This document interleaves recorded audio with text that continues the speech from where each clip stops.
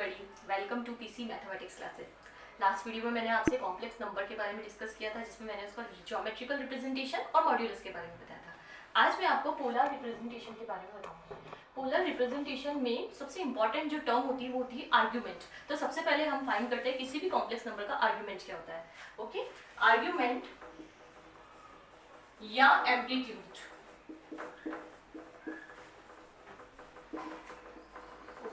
Argument या amplitude हम किस तरह से फाइंड आउट करते हैं। ये आपका कॉम्प्लेक्स प्लेन है जिसमें x जो है वो रियल एक्सिस है आपकी, ओके, रियल एक्सिस है, और ये जो y है वो हमारी इमेजिनरी एक्सिस है।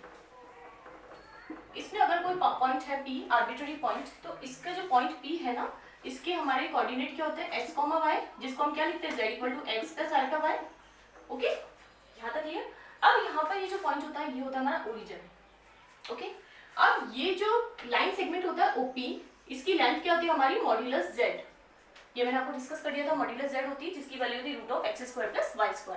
अब क्या होगा कि जो positive direction of x axis है, यहाँ से जो इसका एंटी क्लॉकवाइज डायरेक्शन में जो एंगल होता है ना, दिस, ये हमारा होता है थीटा। एक्स एक्सिस से एंटी क्लॉकवाइज डायरेक्शन में जो आपका थीटा होता है, एंगल होता है, उसी को हम क्या बोलते हैं, आर्ग्यूमेंट ऑफ z। ओके, तो हमारा जो यहाँ पर आर्ग्यूमेंट ऑफ z होगा वो क्या हो जाएगा, थीटा। ओके, अब हम थीटा निकालेंगे कैसे, सबसे इंपॉर्टेंट। तो थीटा फाइंड करने के लिए देखिए, अब क्या होता है, आपको थीटा फाइंड करना है, तो ये अगर मैं यहाँ से परपेंडिकुलर डालूं तो ये जो डिस्टेंस होगी ये क्या हो जाएगी हमारी x इस पर्टिकुलर पॉइंट के लिए, और ये जो डिस्टेंस होगी वो क्या हो जाएगी हमारी y हो जाएगी। अब हम यहाँ पर ट्रिग्नोमेट्रिक फंक्शन को यूज करें तो हमारे पास सबसे सिंपल फंक्शन कौन सा होगा आपका, tan थीटा। tan थीटा हमारा क्या होता है, परपेंडिकुलर अपॉन बेस, परपेंडिकुलर आपका हो जाएगा y अपॉन बेस क्या हो जाएगा आपका x, तो थीटा क्या हो जाएगा आपका tan इनवर्स y/x। ओके, तो ये क्या होगा हमारा argument of z, which will be equal to argument of z। ठीक है, अब जो ये आर्ग्यूमेंट ऑफ z है, ये जो थीटा है, इसकी वैल्यू कहां से कहां तक लाई कर सकती है, 0 से लेकर के 2π के बीच में। आपका अगर एंगल फर्स्ट क्वाड्रेंट में है तो आपकी क्या हो जाएगी यहाँ पर, थीटा हो जाएगी। ओके, अगर आपका एंगल सेकंड क्वाड्रेंट में है तो यहाँ पर हम क्या ले लेंगे, यहाँ पर π - थीटा। अगर आपका थर्ड क्वाड्रेंट में एंगल है तो क्या हो जाएगा π + थीटा, और फोर्थ क्वाड्रेंट में हम क्या लेते हैं, 2π - थीटा। ओके, ये हो गया आपका फर्स्ट क्वाड्रेंट, ये हो गया आपका सेकंड, ये हो गया आपका थर्ड क्वाड्रेंट, और ये हो गया फोर्थ क्वाड्रेंट। तो हम इस तरह से मेजर करते हैं किसी भी एंगल को। ठीक है, फर्स्ट क्वाड्रेंट में थीटा होता है, सेकंड क्वाड्रेंट में π - थीटा, थर्ड में π + थीटा, एंड फोर्थ क्वाड्रेंट में होता है आपका 2π - थीटा। ठीक है, ये जनरल फॉर्म होती है आपकी। लेकिन यहाँ पर थीटा, क्या इसकी वैल्यू कभी यूनिक आती है, नहीं पॉसिबल है। कैसे पॉसिबल नहीं है, सपोज अगर मैं आपको बोलूं कि tan थीटा की वैल्यू आपकी है √3। ओके, तो कुछ बच्चे कहेंगे कि ये फर्स्ट क्वाड्रेंट में है, कुछ बच्चे कहेंगे ये थर्ड क्वाड्रेंट में, या फिर इसकी जनरल वैल्यू, जनरल सॉल्यूशन भी आप निकाल सकते हैं। ठीक है, तो जनरल सॉल्यूशन में आपका क्या हो जाएगा, tan थीटा = nπ + π/3, इस तरह से। तो यहाँ पर n की वैल्यू कोई भी इंटीजर हो सकती है, तो आपके पास में इनफाइनाइट मेनी सॉल्यूशंस निकल जाएंगे थीटा के लिए। तो इस थीटा की एक स्पेसिफिक वैल्यू या फिर एक यूनिक वैल्यू को मुझे फाइंड करना है। उसके लिए मैं एक नया आपको टर्म से इंट्रोड्यूस करवा रही हूँ, वो है हमारी principal argument, most important. Okay, तो प्रिंसिपल आर्ग्यूमेंट क्या होता है, प्रिंसिपल आर्ग्यूमेंट किसी भी कॉम्प्लेक्स नंबर के लिए यूनिक होता है। ओके, हमको एक यूनिक नंबर ही चाहिए, थीटा की वैल्यू यूनिक ही चाहिए, इसके लिए ही हमने प्रिंसिपल आर्ग्यूमेंट को डिफाइन किया। तो प्रिंसिपल आर्ग्यूमेंट क्या होगा हमारा, प्रिंसिपल आर्ग्यूमेंट। ओके, अब प्रिंसिपल आर्ग्यूमेंट किस तरह से हम फाइंड करेंगे, तो सबसे पहले हम क्या करेंगे, हम प्रिंसिपल आर्ग्यूमेंट को फाइंड करने के लिए अल्फा निकालेंगे। अल्फा जो होगा वो आपका क्या होगा, एक्यूट एंगल। ओके, अभी जो मैंने आपको लास्ट में बताया था, आपको अल्फा क्या हो जाएगा, आपका tan inverse modulus of y/x होगा। क्यों होगा, क्योंकि मैं एक्यूट एंगल की बात बोल रही हूँ। सबसे पहले हमको फर्स्ट स्टेप में ये निकालना है, अल्फा क्या हो जाएगा आपका tan inverse modulus of y/x, ये मैं फर्स्ट क्वाड्रेंट में निकालूंगी। सेकंड स्टेप में आपको क्या करना है, अगर अब आपको क्वाड्रेंट को बताना है कि क्वाड्रेंट कौन सा है, क्वाड्रेंट को आपको चेक करना है कि आप फर्स्ट क्वाड्रेंट में है, सेकंड में है, थर्ड में या फोर्थ में। अकॉर्डिंग टू क्वाड्रेंट हम कहां पहुंचेंगे, अगर आपका जो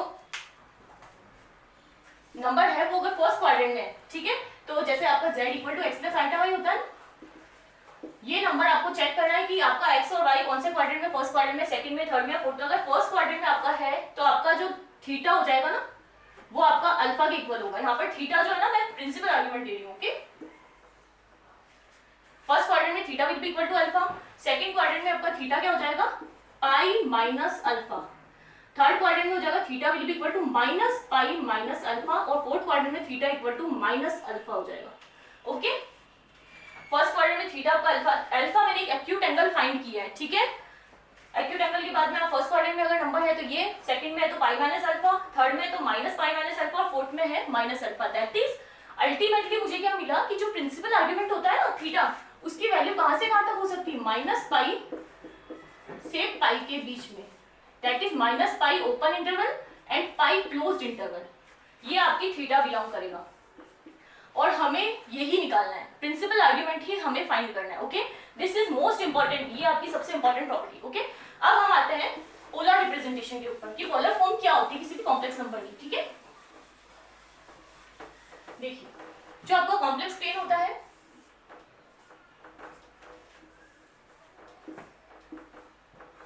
इसमें अगर मैं कोई पॉइंट पी लूं एक्स वाई, ठीक है, तो यहां से जो इसकी डिस्टेंस होती है ये हमको पता है मॉड जेड होती है, और इसी को हम क्या लिखते हैं, आर। आर यानी कि इन दोनों की लेंथ, लाइन सेगमेंट जो है आपका ओपी, उसकी जो लेंथ होगी वो होगी हमारी आर। ओके, अब क्या होगा, ये वाली डिस्टेंस हमको पता है ये एक्स होती है, ये वाली पता है हमको वाई होती है, ठीक है, और ये हमने लिया है एंगल थीटा। यहाँ पर ये थीटा जो है आपका क्या लिया मैंने, थीटा, यहाँ पर हमको प्रिंसिपल आर्ग्यूमेंट लेना है। ओके, अब हम क्या करेंगे, देखिए यहाँ पर आपका एक्स हो गया, वाई हो गया, आर हो गया। अब हम कन्वर्ट कर रहे हैं, जनरल में आपका z equal to x plus आल्टा वाई होता है, करेक्ट। अब इस वाले ट्राइंगल से, ये परपेंडिकुलर डाला है ना मैंने, तो इस ट्राइंगल से हम प्रॉपर्टीज को यूज करेंगे कि आपके पास में साइन थीटा क्या आएगा। देखिए इस ट्राइंगल में आपका साइन थीटा क्या हो जाएगा, साइन थीटा क्या होता है, perpendicular upon hypotenuse, that is y by r। तो यहाँ से आपके पास में y की वैल्यू क्या हो गई, r साइन थीटा।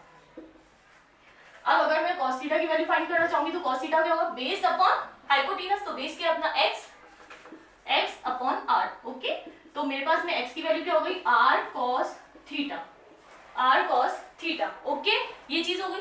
अब हमको क्या करना है, ये जो दोनों x और y की वैल्यू यहाँ पर पुट करूंगी तो मेरे पास फाइनल पोलर फॉर्म आएगी आपकी कॉम्प्लेक्स नंबर की, r cos theta plus iota r sin theta, that is r cos theta plus iota sin theta. ये हो जाएगा हमारा क्या, polar form of a complex number.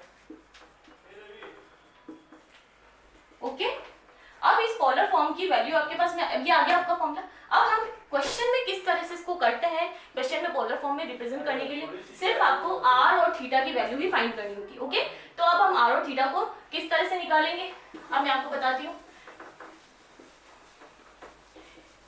एक एग्जांपल के थ्रू मैं आपको क्लियर करती हूँ, ठीक है।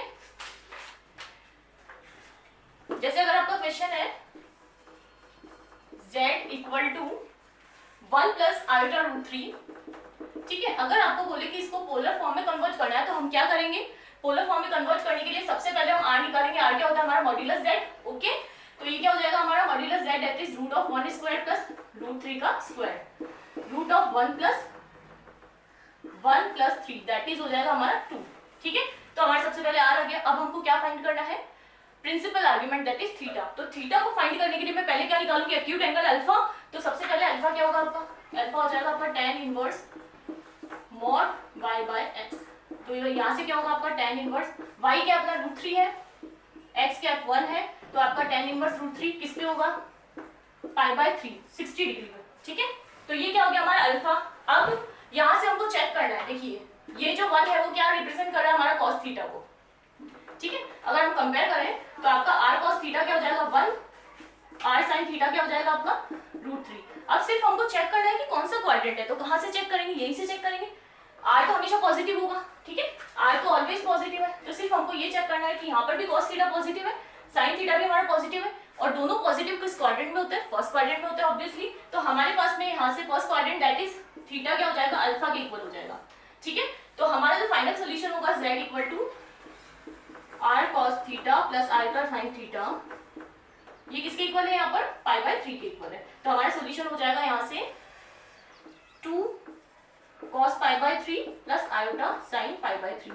कुछ नहीं, सिंपल है बिल्कुल। आपको सबसे पहले अल्फा निकालना है एक्यूट एंगल, और फिर उसके बाद में आपको प्रिंसिपल आर्ग्यूमेंट निकालना है। यहाँ पर थीटा की वैल्यू पुट करनी है और आर हम निकाल लेंगे, ठीक है। तो इस तरह से हमको क्वेश्चन को सॉल्व करना है। अब मैं आती हूँ एक्सरसाइज 5.2 का क्वेश्चन नंबर 4। इसी पे बेस और क्वेश्चन देख लेते हैं। क्वेश्चन नंबर 4 है हमारा, z इक्वल टू हमको गिवन है -1 प्लस आयोटा, ठीक है। तो यहाँ से सबसे पहले हम r निकाल देंगे। r क्या होता है हमारा mod z, that is root of -1 का स्क्वायर प्लस 1 का स्क्वायर, दैट इज ये हो जाएगा आपका √2, ओके। अब क्या करना है हमको, थीटा फाइंड करना है, दैट इज प्रिंसिपल आर्गुमेंट निकालना। तो उसके लिए मैं सबसे पहले अल्फा निकालूंगी। तो सेकंड स्टेप क्या हो जाएगा मेरा, alpha equal to tan inverse modulus y by x equal to tan inverse y है हमारा 1, ये है 1, दैट इज tan इनवर्स 1 क्या हो जाएगा आपका π/4, क्योंकि मेरी अल्फा जो होगी वो एक्यूट एंगल होगा, ठीक है। अब हमको चेक करना है, देखिए हियर r cos थीटा -1 है, r sin थीटा मेरा क्या है 1 है, ठीक है। तो हमारे पास में cos थीटा क्या है, नेगेटिव है, और sin थीटा क्या हो गया हमारा पॉजिटिव है। तो cos थीटा नेगेटिव और sin थीटा पॉजिटिव, कौन सा क्वाड्रेंट होता है, ऑब्वियसली सेकंड क्वाड्रेंट, क्योंकि हमारा क्या होता है एक्चुअल में होता क्या है, देखिए फर्स्ट क्वाड्रेंट में तो ऑल सभी पॉजिटिव होते हैं, ठीक है। सेकंड क्वाड्रेंट में हमारा साइन एंड कॉसेक ये पॉजिटिव होता है। थर्ड क्वाड्रेंट में क्या होता है tan और cot, ठीक है। और फोर्थ क्वाड्रेंट में होता है हमारा कॉसेक एंड फोर्थ क्वाड्रेंट में होता है हमारा cos एंड sec, ठीक है। तो ये एक अपना बेसिक कांसेप्ट होता है जो हम ट्रिग्नोमेट्रिक रेशियोज में पढ़ चुके हैं। अब क्या होता है इसमें आपका यहाँ पर जो है cos थीटा नेगेटिव और sin थीटा पॉजिटिव, आप डायरेक्ट कहाँ पहुंचोगे सेकंड क्वाड्रेंट में। और सेकंड क्वाड्रेंट में मैंने बताया था कि थीटा की वैल्यू क्या होती है, here theta will be equal to pi minus alpha. तो यहाँ पर अल्फा कुछ कर देंगे तो पाई माइनस π/4, दैट इज क्या हो जाएगा 3π/4। तो अब मेरे पास में थीटा भी आ चुका है और मेरे पास में r भी आ चुका है, ठीक है। तो बस मुझे r और थीटा ही चाहिए और मेरे पास में कॉलम फॉर्म आ जाएगी। तो आपका कॉलम फॉर्म क्या हो जाएगा, z equal to √2 cos 3π/4 plus iota sin 3π/4, okay. ये आपका फाइनल आंसर हो जाएगा। सिमिलरली एक क्वेश्चन और ले लेते हैं, क्वेश्चन नंबर 5।